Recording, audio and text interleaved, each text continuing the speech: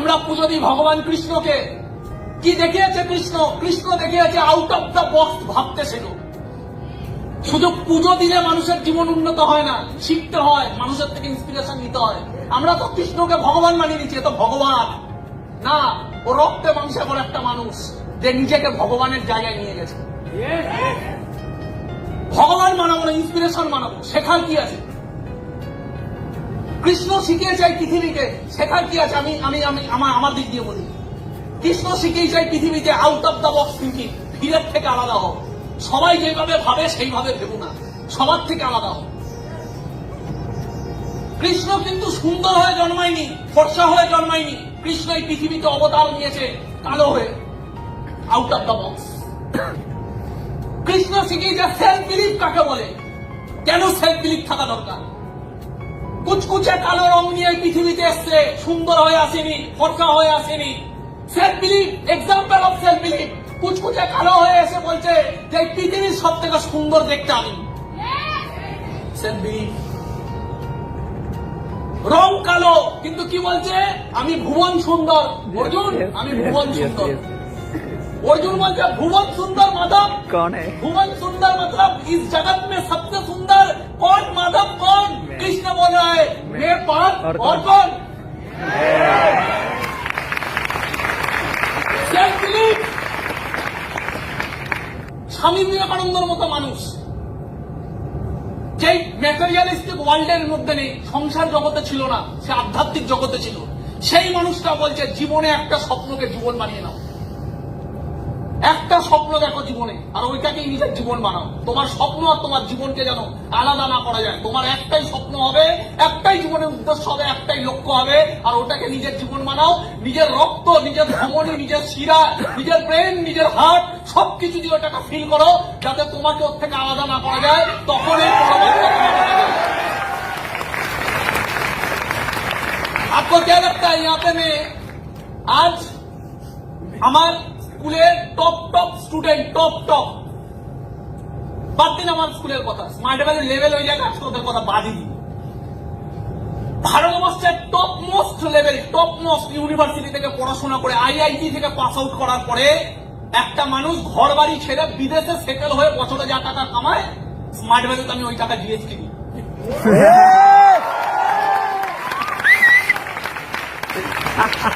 বললাম কথাটা, top most university, সাধারণ পড়াশোনার কথা বলছি না, IIT, top most brain. 10 lakh একটা ব্রেন হয়। বড় বড় কোম্পানিটা যাকে কেনার জন্য বসে থাকে, টপ মোস্ট ব্রেন, তারা ঘর বাড়ি ছেড়ে, ইন্ডিয়া ছেড়ে বিদেশে চলে যায়। 9 মাসে 6 মাসে একবার মাকে দেখতে পারে না। মায়ের শরীর খারাপ হলে যদি ফোন করে মা বলে যে তোর মায়ের শরীর খারাপ, একটু দেখতে আয়, মা কতদিন বাঁচবে ঠিক নেই। ছেলেকে ফোন করে যে ডিসেম্বরে, ছেলের ছুটি হবে পরের বছরে সেপ্টেম্বরে, ছেলেকে সেপ্টেম্বরেই আসতে হবে। হতে পারে মাকে পুড়িয়ে ফেলা হয়েছে, কিন্তু সে মাকে লাভ দর্শন দেখতে পাবে না, কারণ রুলস, কোম্পানির এগ্রিমেন্ট। ঘর বাড়ি, পুজো পার্বণ সবকিছু ছেড়ে বন্ধু বান্ধব, নতুন দেশে সেটেল, সেখানে গিয়ে কেন? বিকজ অফ পয়সা, টাকা। আর তারপর একটা মোটা প্যাকেজ পায়, ওই মোটা প্যাকেজ যাতে ভালো লাইফ হয় তার জন্য চলে গেছে ওই জায়গায়। ওখানে গিয়ে যা কামাচ্ছে, টপ মোস্ট ব্রেন হলো ওখানে কামানো যায়। স্মার্ট ভ্যালু কি জায়গা দেয়? সারা আইআইটি না নর্মাল গ্রাজুয়েট ছেলেমেয়েরা যেই টাকা কামাতে পারে না, নর্মাল গ্রাজুয়েট করতে পারিনি, যে নর্মাল 12 কমপ্লিট করেছে, যে কিচ্ছু নেই যার, তাকে আইআইটি থেকে টপ মোস্ট ইনকাম দেওয়ার ক্ষমতা।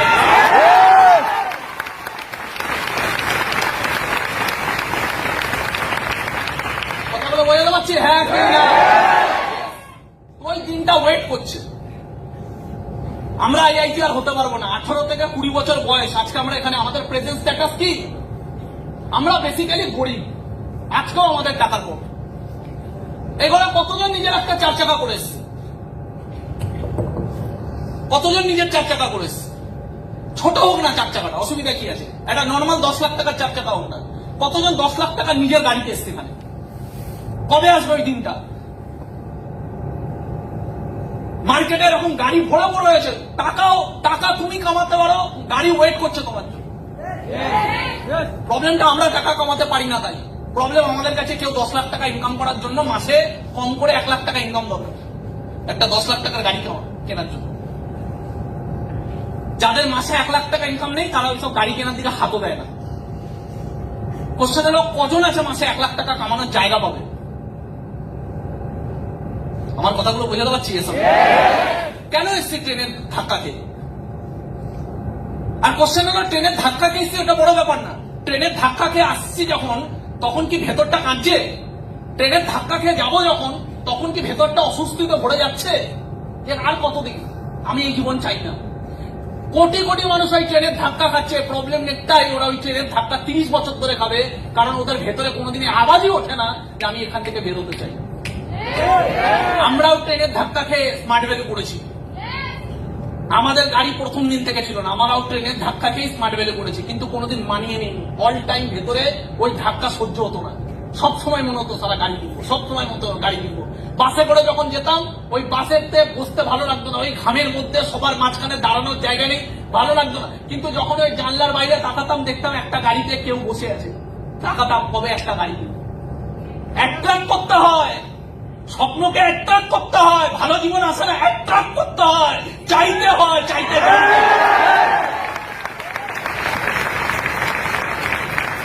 40 বছর ট্রেনের ধাক্কা খাওয়ার পরেও একটা গাড়ি আসবে না যদি না চাইতে জানতে হয়। অসুস্থ ফিল করতে হয় যে আমি ওখান থেকে বেরোবো, যে জামাটা পরে আছে ওই জামাটা পরে অসুস্থ ফিল করতে হয়, লজ্জা লাগতে হয় যে কেন আমি এই জামাটা পরে আছি, শপিং মলে 2000 টাকার জামা বিক্রি হচ্ছে, কেন আমি এই জামা পরি না, কেন আমার সামর্থ্য নেই, বানাতে হবে আমাকে সামর্থ্য। গরিব হয়ে থাকার মধ্যে কোন রকমের গর্ববোধ নেই যে আমি গরিব। কেন তুমি গরিব? কে শিখিয়েছে এই ব্যাপারটা? কেন ঢুকিয়ে দিয়েছে এই ব্যাপারটা? কে বার করবে এই ব্যাপারটা? গরিব হওয়ার মধ্যে কোনো গর্ববোধ নেই। একটা গরিব মানুষ আর 10টা মানুষকে বাঁচাতে পারে না, একটা বড় লোকই পারে 10টা মানুষের ট্রিটমেন্ট। কথাগুলো বোঝাতে পারছি? আম্বানি তার ছেলের বিয়ে দিয়েছে, 10,000 মানুষকে খাইয়েছে কন্টিনিউ করে পর। নিজের ছেলের কোটি কোটি টাকার বিয়ে দিয়েছে, দুনিয়াকে দেখিয়েছে। দুনিয়ার টপ মোস্ট পাওয়ারফুল মানুষদেরকে ইন্ডিয়াতে ইনভাইটিং করেছে, দেশটাকে সবার সামনে রিপ্রেজেন্ট করেছে। এটা টাকার দম, দেশকে রিপ্রেজেন্ট করতে পারছে টাকার দম। প্রধানমন্ত্রী কেন বসিয়েছে? প্রধানমন্ত্রী বিয়েতে গিয়ে বসে আছে, বড় বড় অ্যাক্টরদেরকে নাচিয়েছে, বড় বড় ইন্ডাস্ট্রিয়ালিস্টদেরকে ভিড়ে দাঁড় করিয়ে দিয়েছে। টাকার দম, ইন্ডিয়ার পাওয়ার দেখিয়েছে যে ইন্ডিয়ার পাওয়ার কি। একটা আম্বানি ইন্ডিয়ার পাওয়ার দেখানোর জন্য কাউকে না কাউকে জিরো থেকে হেডেক নিয়ে রিস্ক নিয়ে শুরু করতে হয়েছিল, যাদেরকে সমাজে সবাই।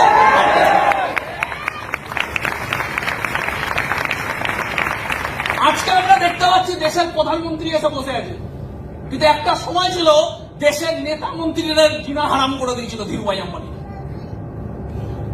আজকে দুনিয়া দেখছো বিয়ে, ছেলের বিয়ে। একটা সময় ছিল মানুষ ওকে যা চূড়ান্ত লেভেলের গালাগালি দিয়েছে, লোকটা একটা সাইড প্যারালাইসিস হয়ে গেছিল ডিপ্রেশনে। কতটা মানসিক টর্চার নিয়ে প্যারালাইসিস হয়ে যায় মানুষ, ওই ডিপ্রেশন হ্যান্ডেল করেছে। ইতিহাস কেউ জানে না, ইতিহাস শুধু সাকসেস দেখে, তার পিছনে পেনটা দেখে না। কথাগুলো বোঝাতে পারছি? হ্যাঁ কি না? আগে এটাকে অ্যাকসেপ্ট করতে হবে। ভালো জীবন চাই তো খারাপ জীবনের উপর দিয়ে ভালো জীবন পাওয়া যায়। ক্যান্সার থেকে যদি বাঁচতে হয়, ক্যান্সারকে যদি হারাতে হয়, কেমোর যন্ত্রণা নিতে হবে। কথাগুলো বোঝাতে পারছি? হ্যাঁ কি না?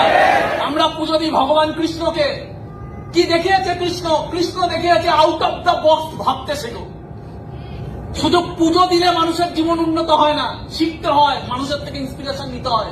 আমরা তো কৃষ্ণকে ভগবান মানিয়ে নিচ্ছি, তো ভগবান না, ও রক্তে মাংসে বলে একটা মানুষ যে নিজেকে ভগবানের জায়গায় নিয়ে গেছে।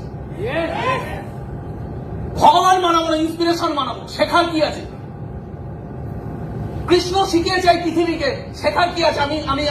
আমার দিক দিয়ে বলি, কৃষ্ণ শিখিয়েছে এই পৃথিবীকে out of the box thinking, ভিড়ের থেকে আলাদা হও। সবাই যেভাবে ভাবে সেইভাবে ভেবো না, সবার থেকে আলাদা হও। কৃষ্ণ কিন্তু সুন্দর হয়ে জন্মায়নি, ফর্সা হয়ে জন্মায়নি। কৃষ্ণ এই পৃথিবীতে অবতার নিয়েছে কালো হয়ে, out of the box. Krishna শিখিয়েছে সেলফ বিলিফ কাকে বলে, কেন সেলফ বিলিফ থাকা দরকার। কুচকুচে কালো রং নিয়ে পৃথিবীতে এসছে, সুন্দর হয়ে আসেনি, ফর্সা হয়ে আসেনি। Self belief, example of self belief. কুচকুচে কালো হয়ে এসে বলছে যে এই পৃথিবীর সব থেকে সুন্দর দেখতে আমি। Self believe. রং কালো কিন্তু কি বলছে, আমি ভুবন সুন্দর। অর্জুন, আমি ভুবন সুন্দর। अर्जुन बोलते भुवन सुंदर माधव कौन है? भुवन सुंदर मतलब इस जगत में सबसे सुंदर कौन? माधव कौन? कृष्ण बोल रहा है मेरे पास और कौन? Self believe, self believe, out of the box thinking. Krishna রাজার ঘরে জন্মায়নি, গোয়ালা হয়ে জন্মেছে, কিন্তু দুনিয়াকে দেখিয়েছে যে তুমি কোথায় জন্মেছো তো ম্যাটার করে না, ম্যাটার করে তুমি এই জীবনে কি করে দেখালে। গোয়ালার ঘরে জন্মেছে, গোয়ালার ঘরে জন্মে ওই সময়কার সব থেকে পাওয়ারফুল আম্পায়ার তৈরি করেছে দ্বারকা নগরী। আমরা বলছি টাকা দিয়ে কি হবে, কৃষ্ণ দেখিয়েছে কোথায় এসতো ইম্পর্টেন্ট না, কি করে গেলে এই জীবনে এটা ইম্পর্টেন্ট। আওয়াজ পাচ্ছি না, হ্যাঁ কি না? তখন মানুষ পুজো করতে কাকে? ইন্দ্রকে। কৃষ্ণ বলেছে out of the box thinking, ভাবতে শেখো, নিজের বুদ্ধি লাগাতে শেখো, খোলা দিমাগ বানাও। কেন ইন্দ্রকে পুজো করবে? এই গোবর্ধন পর্বত আমাদেরকে সারা জীবন সাহারা দিয়েছে, এই গোবর্ধন পর্বত আমাদের পদে পদে বাঁচিয়েছে, এই গোবর্ধন পর্বতকে আমাদের পুজো করা উচিত। ইন্দ্র রুষ্ট হয়েছে কিন্তু কৃষ্ণ সবাইকে বলেছে গোবর্ধন পর্বত আমাদের মা, গোবর্ধন পর্বতকে পুজো করো, কারণ এই আমাদেরকে বাঁচায়। Out of the box thinking. আবার পাচ্ছি না, বোঝাতে পারছি, হ্যাঁ কি না?